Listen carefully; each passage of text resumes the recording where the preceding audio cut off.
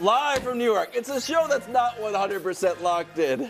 I'm 110% locked in for self-proceed. That's one failure. One effort. It's good. Today. Okay, Brew, your reaction. I think LeBron misspoke. We all know LeBron's a basketball savant, knows the history and obviously the ins and outs of basketball. But I think he meant to say Kyrie is the most skilled. But because so many people, Chauncey Billups and a host of others, have already said that, I think he was trying to use a different word. A synonym for skilled? Yeah, and use gifted. That's my opinion, because I don't think Kyrie is anywhere close to the most gifted player ever in the NBA. Gifted as like God-given talent? Yes, a gift is something I give you, something you give me. I have little to do with that. Yeah.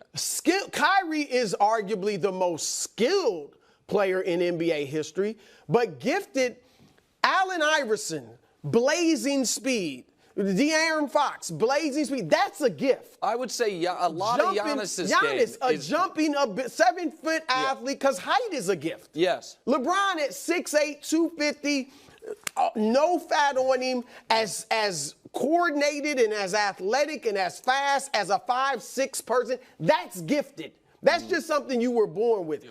What makes Kyrie Irving outstanding is skill.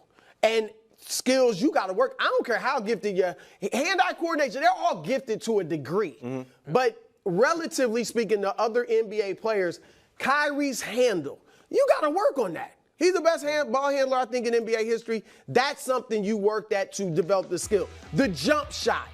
Of course, part of it's a gift, but most NBA guards are gifted to some degree in shooting jumpers, but he's become one of the best shooters in the league. That's something you got to work at. His footwork, his finishing ability, all of that is stuff you got to work at.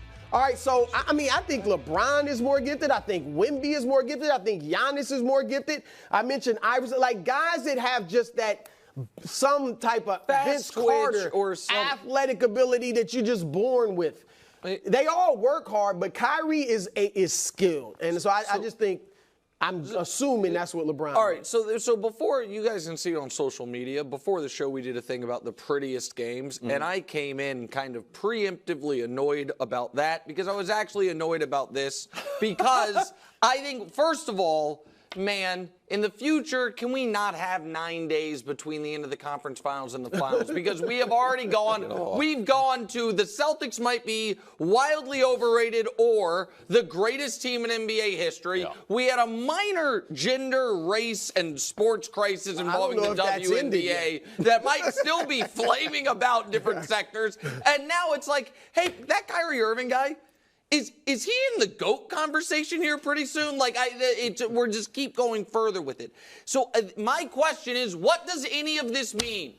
What do so many of these conversations, there is no correct answer. Because, Brew, if it is overall skill, which I guess when we say skill, we mean, like you were saying, the things you have to work at. Right. I personally think of my lifetime, the most skilled player is Steph Curry. Because if Kyrie's the best ball handler, Steph's in the top three. And some would say, and Steph is clearly the best shooter, and that to me is not, it clearly has a little God-given nature to it, since Dell was a great shooter, and he is, and his brother is. Right, there must be some genetics to it that I haven't quite figured out, but that skill, if we're talking about, because the other thing is these conversations only seem to apply to people under a certain height.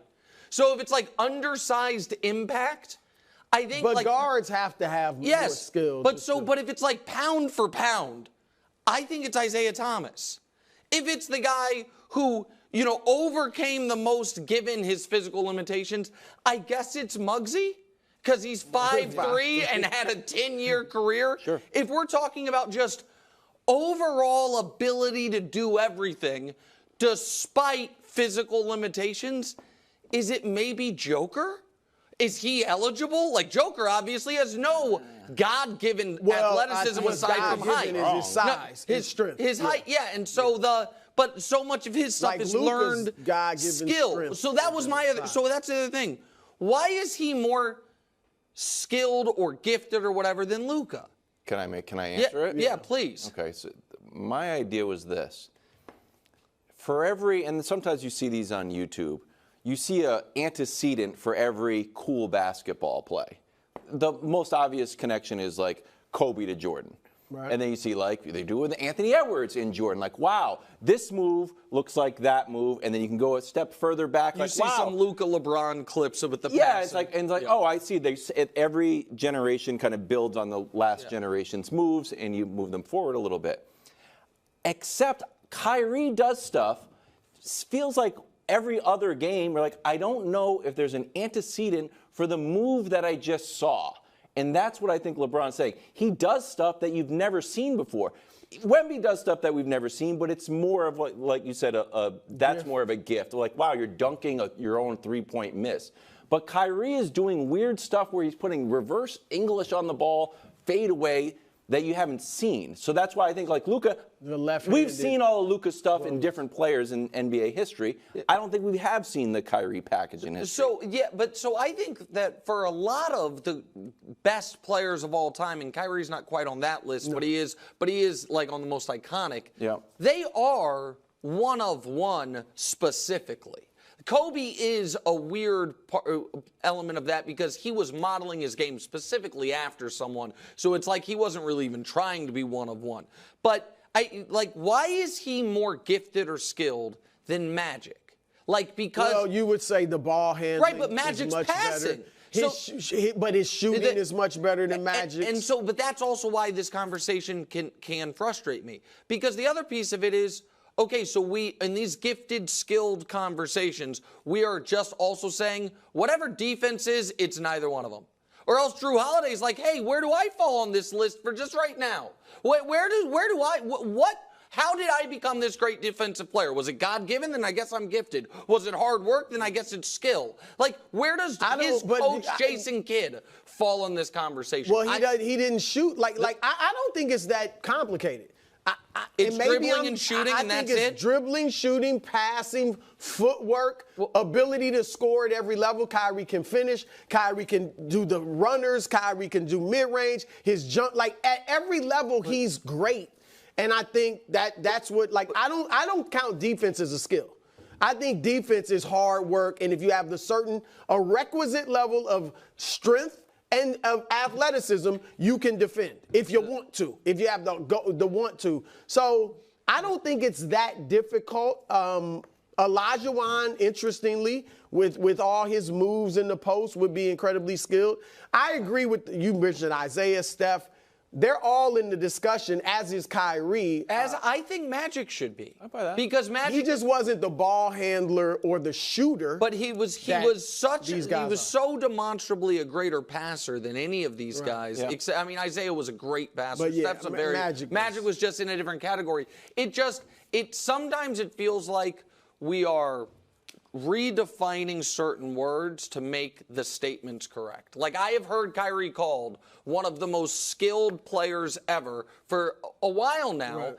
And then it's like, so what does skill mean? And it's like, oh, specifically and exclusively the things Kyrie's great at. Yeah. And the other stuff, there's something else, not skill. And I'm not taking a shot at Kyrie here. It's why the conversation's tough. And then LeBron used it gifted, and you said it was totally threw it out. Yeah, I don't think gifted is fits. Before we move on, you kind of went hard at LeBron there. What do you mean? Well, your whole thing that you're pushing back against, we didn't say gifted. LeBron said it. You've got to take it up with Clutch. Yeah, well, I don't like any. I just think a lot of these conversations are a bridge too far for my taste. Don't tell me. Yeah. He was upset, legitimately upset. I just think it's. I honestly. Wow. Go. Okay. You're instigating. LeBron's win percentage with Kyrie, about 728. Without Kyrie, 633. Still pretty good, but he had some high peaks with Kyrie. Nick, your reaction? Yeah, can we refer back to this video and this conversation the next time we hear about how LeBron runs the Lakers? They had two opportunities to get him, via trade or sign him. Wendy said this morning that this offseason, before he re-signed with Dallas, the 3-for-120, that the Lakers could have and opted instead to bring back the Western Conference Finals core. They certainly could have offered a better trade than the one that was reported yesterday, which was 2 firsts and Russell Westbrook, which at the time Russell Westbrook was considered almost a negative asset. I understand it was an expiring contract, but that was because the Mavs You're figuring, maybe he could play with KD. Right. The Mavs got him for a 2029 first, 2 seconds, Dinwiddie, and Dorian Finney-Smith. And the Lakers opted against surpassing that. And by the way, I am not here saying I criticize Rob Pelinka a lot. I think it's justified. I was not all in on the Lakers selling the farm for Kyrie Irving, if you remember, because of where he was in his career at that time. The point so this isn't about me killing the Lakers for not doing it. It is about killing the narrative that the Lakers' moves, they just do what LeBron wants. Because what it feels to me is, yes, he pushed for them to sign Russell Westbrook or trade for Russell Westbrook, and they did, and it was a mistake. But there have been other things he wanted them to do or didn't want them to do that they did or didn't do, and we just forget it. So that's even though they're about to hire that guy, he was. Well, but yeah, but I know. I'm just. And we'll get to that in a moment. LeBron's behind it. I'm just playing. Look, I will say this. Obviously, Kyrie loves playing with Luka, right? I mean, he's probably, I would say he's having the most fun he's had in his NBA career. He said this has been the most gratifying season. Yeah, I'm sure. So I assume they're going to stay together for several years. But I do know from talking to people in the know, like, this is mutual between LeBron and Kyrie. Like, Kyrie really understands how he kind of blew it by leaving LeBron. Now, he's resurrected. Everything's working out now. But he really, just as much as LeBron would like to play with Kyrie, Kyrie feels the same way, even though, of course, he's not leaving Luka. About 90 minutes ago, Brew, he said almost exactly that. I didn't even know right, that, yeah, it was right before he went on the air, his Hilton press conference, where he said something similar. About looking back mutual. fondly, about kind of regretting how it ended and all of that. So go ahead. But, look, and I say this, LeBron, when I was one of the few, if not the only, national media that didn't criticize LeBron when he went to Miami, right? Everybody was killing him. I was not, because I felt like, look, Magic and Bird had big threes. If your team can't get you a big three, then you go create it yourself if you can. And that's all LeBron did. But I think I did feel like I thought he sold himself short. Because I thought he could have won it with that Cleveland team, and then the GOAT conversation is a lot different, at least for those of us who have Jordan as the GOAT. And I think since he was in Miami, I think LeBron, I think he's too good to keep talking about, I want him. I want him. I want him. You've had Anthony Davis the last 5 years. I get reminiscent about Kyrie and all that. But the constant, like, retooling the roster, talking about we got to get back. I'm like, man, you that guy. You are good enough, especially when you have Anthony Davis, you don't have to be publicly clamoring for other players. And I just say this kind of comes on. Obviously, it's not going to happen again. I said a month or two ago, the only way I think the Lakers win the championship is if they get Kyrie, and that's obviously not happening now. So I just thought LeBron's better. He's such a better player than to have to be saying you want this guy and that guy and all that. Wendy also baked in Kyrie, said, hey, you could come to Dallas. Are you giving that a snowball chance? So I think it had a greater chance before they went on this run. Right. I would, just like I said, I think Philly is possible. I don't think it's likely. I don't think it's 10% even. But I don't know if people notice Philly all of a sudden, was one of the teams that Bronny might be working out for. Like, I think Philly's on the board. If Dallas had gotten clipped in round 1 by the Clippers, no pun intended. Looked like they needed it. Or even if they had lost in round 2 to the number 1 seed OKC and we weren't having this whole Luka, Kyrie, renaissance, then I would have thought, yeah, maybe. Like, maybe. But I don't think... I think they're going to win the championship. Even if they don't, if they don't, I guess possibly maybe a tiny bit, but probably not. And if they do, I just don't think. Again, And even also, at 40 years old in year 22, I still don't think he's like allowed to do that. Well, also, it wouldn't be like the old times. It wouldn't be him and Kyrie's show. I mean, Luka would be the guy with the ball in his hands, and so it wouldn't be the same anyway. So. Correct. Finally, JJ Redick. Now, according to Shams, the Lakers are zeroing in on JJ as the Lakers' next coach. JJ, for the record, telling the Golics that right now he's focused on prepping to announce the finals. All right. Brew, do you expect this to work?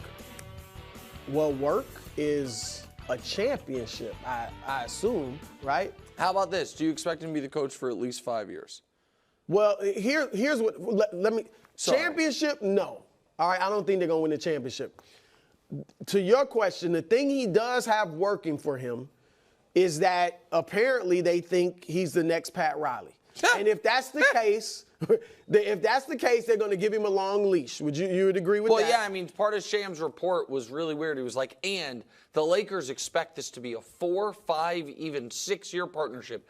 And I read that, and I'm like, isn't that what you should expect from every with coach. every coach you've ever hired in sports history? That's like, hey, the plan, by the way, to be clear, is what's special about JJ is we don't expect to fire him in 3 years. Like, I would think whoever you hire, that's the plan. And that's what he's got going for. And then, of course, he's got a good rapport and relationship with LeBron. So he steps in the door with those two things in his favor.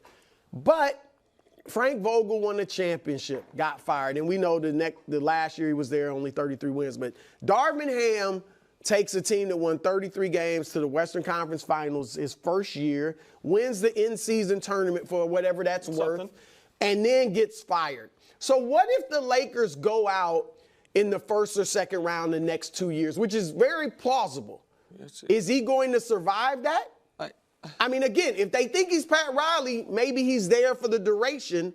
But I would Pat say Riley no. If you won ask at me a that high 5 level years, pretty quickly. Yeah, absolutely. I mean, I don't know if Pat Riley would have gotten the chance to be Pat Riley if he didn't win as quickly as he did. True. Listen, Phil Jackson left the Lakers in 2011.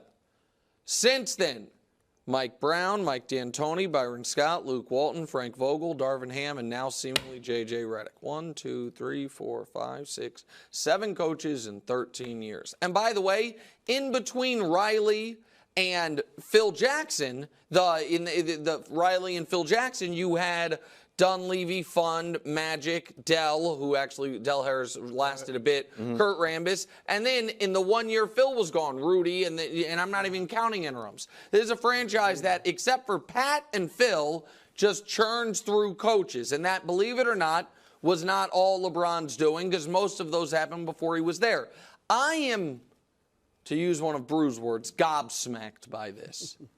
I remember when it was first tweeted that JJ was getting an interview with the Hornets. And I texted it to you because, to be fair, I texted Wilds like, man, I am going to grind so much Hornets film just to try to see. I already do. So kind of poking at JJ jokingly. But that job, we were like, really? You're going to, fresh out of the announcing booth, before the podcast even started, you're going to make this guy the head coach? We saw something like this with the Nets, with Steve Nash. It was a disaster. I don't like the Steve Kerr examples. Did not work. The Steve people like, what about Steve Kerr? He ran a team. He ran a front office. It's just different. Mark Jackson. I mean, there's been one. Larry Bird, Mark Jackson work. Isaiah. Doc came fresh out of. I don't. Orlando. I'm not saying it's never worked. No, there's both. There's examples of both sides. I just can't believe that we have. It's like the boiling frog of coaches. Like, we've just gotten used to the idea. Oh, yeah, JJ Redick is going to be the head coach of the Lakers? He's going to be the head coach of the Lakers. JJ Redick is. And everyone's like, oh, yeah, I expect it now. When it was 6 weeks ago, the idea that he might be the head coach of the Hornets, we were like, wow, that's something. But I guess the Hornets are thinking outside the box. Like, I don't get it. I flatly don't get it. I mean, once Budenholzer was gone, which I think might have been high on their list, It was like you weren't hiring anybody that people were going to be like, oh, that's a definite upgrade. Can I I mean, unless Sam Cassell. I like JJ Redick. I think they should have hired Sam. One of the. But even Sam, we wouldn't have known. Okay, is that an upgrade? I think he. But one of JJ's things that he has going for him is like, he'll have Sam. He wants Sam Cassell on the bench. I'm like, well, okay. Sam was a leader when he was a player, and he's paid his dues. Do you guys agree with me, just very quickly, that on the pros cons list of hiring JJ, one of the pros is the exact kind of joke Brew made 10 minutes ago? She says, well, if this doesn't work out, people will just say LeBron made us do it. He's LeBron's podcast co-host. It to me is whether that is LeBron had anything to do with it or not, that to me is one of the biggest things he has going for him in the Lakers front office eyes is by the time if we have to fire him, LeBron's probably retired at that point anyway, and it can all be laid at his feet. Look at all this crazy stuff LeBron made us do. He made us draft this kid and hire his co-host. Like, what do you want us to do? It's LeBron James, folks. And then Rob Pelinka just keeps working. You are right about that.